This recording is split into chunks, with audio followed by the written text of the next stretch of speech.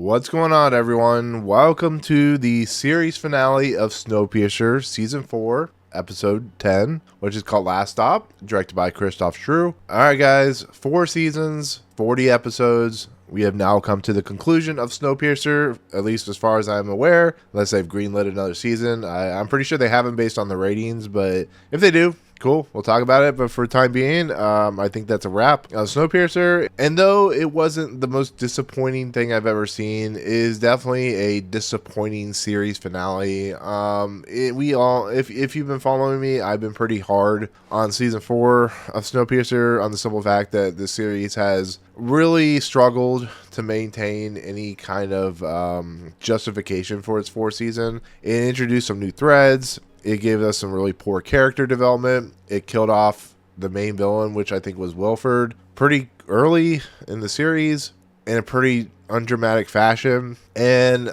as much as I kind of enjoyed this last episode, doesn't really do any justification or any help for the season and then the series as a whole. It's kind of sad to see a series like this go out, especially if you've been committed like I have been for 4 seasons and 5 years now. And I went into the series really hoping for some fun, and that's what we got, and I can't take that away. It is sad for a series to go away that you've enjoyed, but you can tell it was time. You can tell that they've ran out of ideas, and this 4th season kind of showed that. David Diggs and Jennifer Connelly and some other, it depends on how you look at it, but these 2 individuals kind of are now much more popular than they used to be. David Diggs, of course, won a Tony for Hamilton, and Jennifer Connelly is currently on like 8 other series at the moment. But it was just time for the series to end, and for the most part, I think it does a pretty competent job of ending. It's just very conventional ending. Nima dies. They take back the train. The rocket self-destructs because of something that Aleks does to the rocket itself by loosening one bolt, which actually is pretty clever if you think about it.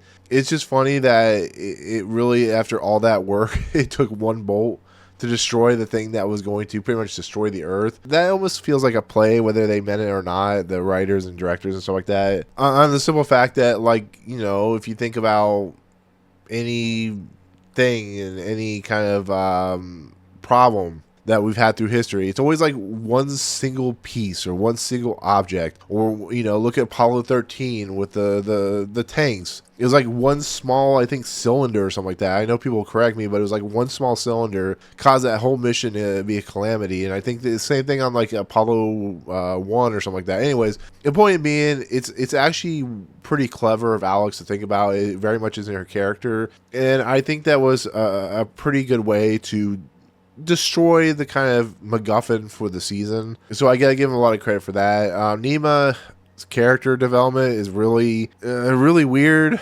because he went from being like this scientist guy who's being under the control of Milius and Wilford to technically being the bad guy of this season, and then he has a change of heart at the end because somehow Jennifer Connelly's character is able to stop him from having like a massive villain turn or whatever. And he's already launched the rocket and it's automated, so there's nothing they can do. It's a pretty poor character arc, to be fairly honest. And of course he dies when the rocket bay opens and it shoots off. Of course he is frozen to death because only one part of this world, which is New Eden, is survivable because of the fact that he shot off the rocket. And Nima comes to the conclusion that what he did was wrong, and it's just really stupid. It's a really poor way of getting rid of a character, for one, but it's also just a poor character arc. It's not well written. I'm not the greatest storyteller myself, but I can just tell that they were struggling to know how to end his arc, and that was the best they could come up with, to be unfortunately honest. So I don't know. It is what it is. It's the end of a series. I have to kind of move on at this point. Kind of, it is what it is. There's nothing I can do about it. But pretty much this whole episode is pretty standard fare. It's actually pretty violent, to be fairly honest. They show knives going through people's bodies. You know, people are getting bludgeoned to death. It's a pretty standard fare of just the crew, the ones that were on Snowpiercer originally, taking down the fodder, the red shirts, as if you know Star Trek and stuff like that. It's a lot of that. They are trying to get to 40. They're trying to get down to 45 cars, and they're trying to, stop this rocket from going off. And of course, you have Melanie and Aleks on one end. They're the big Alice trying to figure out that problem. You have Layton and the crew trying to figure out this problem, and they're going to eventually have to reach the rocket, which is, there's a lot of kind of what do I call easy storytelling, to be fairly honest, where they have an object, a situation where something's keeping them from moving forward.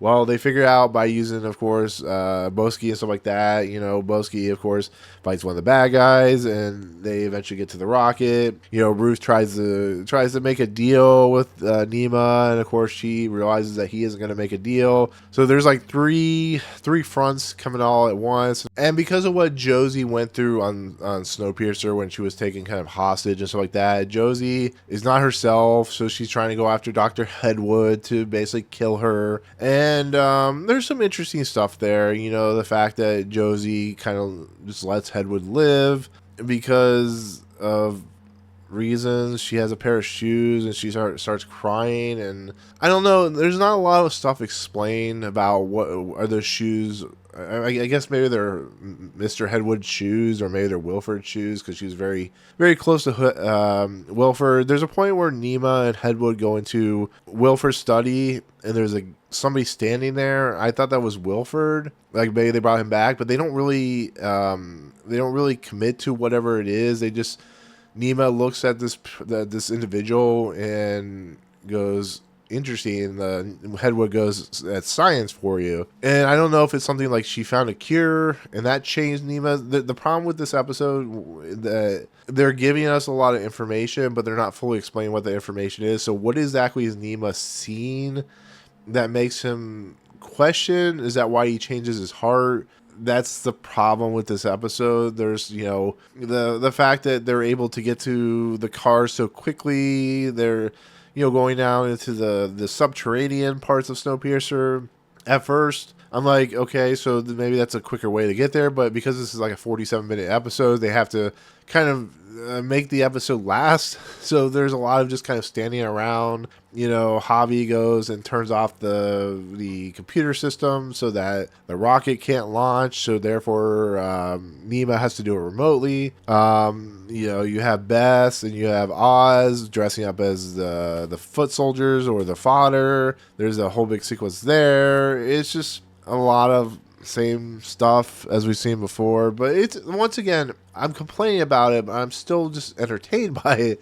It's just, when I break it down into kind of figuring out what exactly is going on, there's not much meat to the bone in the storytelling elements. So it's fun to watch them like take down the bad guys and go after Nima, and Nima having a struggle and wanting a gun and all that stuff, and kind of having his heart change and stuff like that. It's all fun to watch. I can't complain about that, but I am going to complain about the simple fact that a lot of it is too easily done. A lot of it is just really kind of simple, is the easiest way to put it. It's very simplified. It's just not very complex or very cohesive or very interesting, to be fairly honest. It's just more entertainment value, which is, I guess, when you think about it in this fourth season, you kind of have to look at it like that, as more of entertainment than actual storytelling, because it really doesn't go anywhere. It really doesn't do anything outside of the rocket and Gemini, all that stuff. There isn't really any substance there. And Milius's character didn't really have any substance.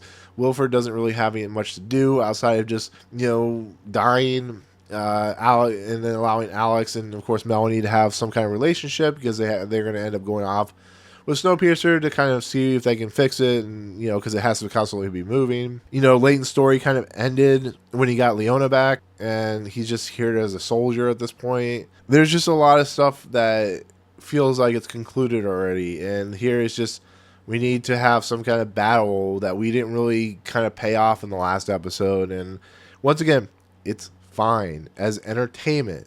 as a story, it falls completely by the wayside. It fails on all levels, and it's just not very interesting, to be fairly honest. It's very atypical, very by the books, and very standard, especially in the ending when Nima dies. They go back to New Eden. They all hug and kiss and drink beer and celebrate, and, Miss Audrey, celebrates with her singing, which is kind of a main staple for Snowpiercer, and Oz is playing the piano, and, of course, Javi and Sykes and Melanie and Aleks are going to go off of Snowpiercer to kind of figure out everything. Of course, we learned that the reason all these people were working on Snowpiercer is because they were adding wheels so they can go off track, which is interesting. At first, I was like, how did that happen? When did that happen? Then they explained why it was happening. I'm like, okay, fine. That makes sense.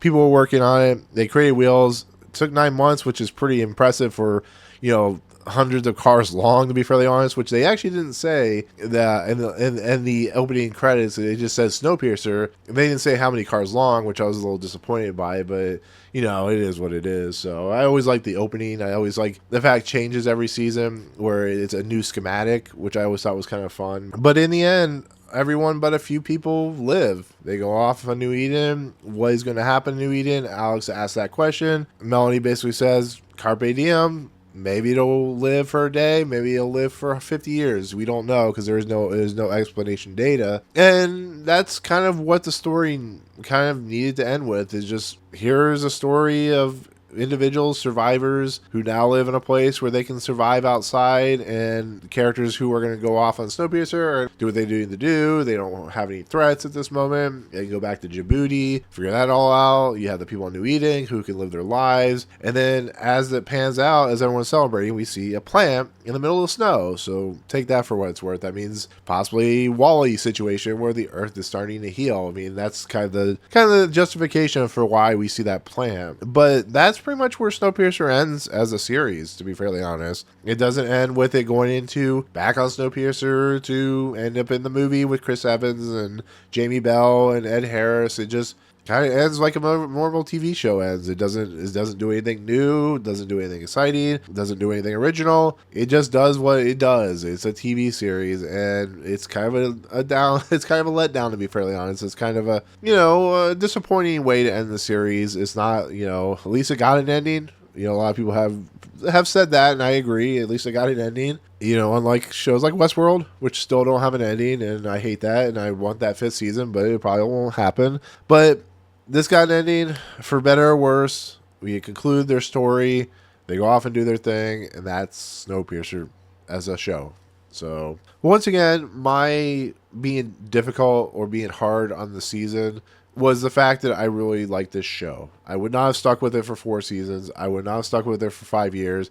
I would not have reviewed every single episode if I didn't feel that the show was worth watching. There you go. So, it's kind of difficult to say goodbye, to be fairly honest, when you get committed to a series. So I'm a little sad that, I won't be talking about this series anymore. It's one of those series I was, really looking forward for week to week. I did watch this week to week. I didn't watch it all at once. So this is recording like the day before this post. And to kind of wrap up everything, Snowpiercer is done.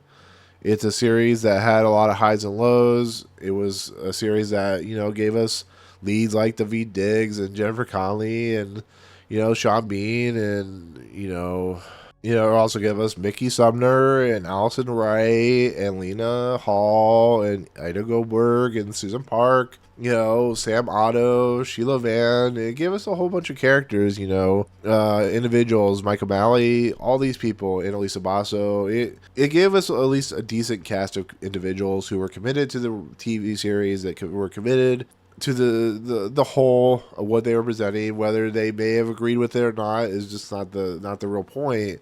And I think, it's a series that had a really tumultuous beginning. It had issues going through the seasons. It, of course, got canceled on Warner Brothers. It was brought back by AMC, which I give a lot of credit to. And yeah, it's there's not much more else I can say about it. It's it had a lot of fun moments. It had a lot of bad moments. It's a series that I'll fondly remember and look forward to maybe possibly watching in the future when I forget about it, to be fairly honest, because how I tend to do things where I just things just disappear, forget about it, and you eventually go, oh yeah, I remember watching that. So eventually I'll go back to the series. Eventually I'll watch it all the way through now that it's completed and see kind of where it started, where it ended, and go from there. So is it as good? Is the series as good as Bong Joon-ho's movie? Probably not, but I think the series did a nice job for what it's worth. So, but for the series finale of Snowpiercer season 4 and the Snowpiercer in general,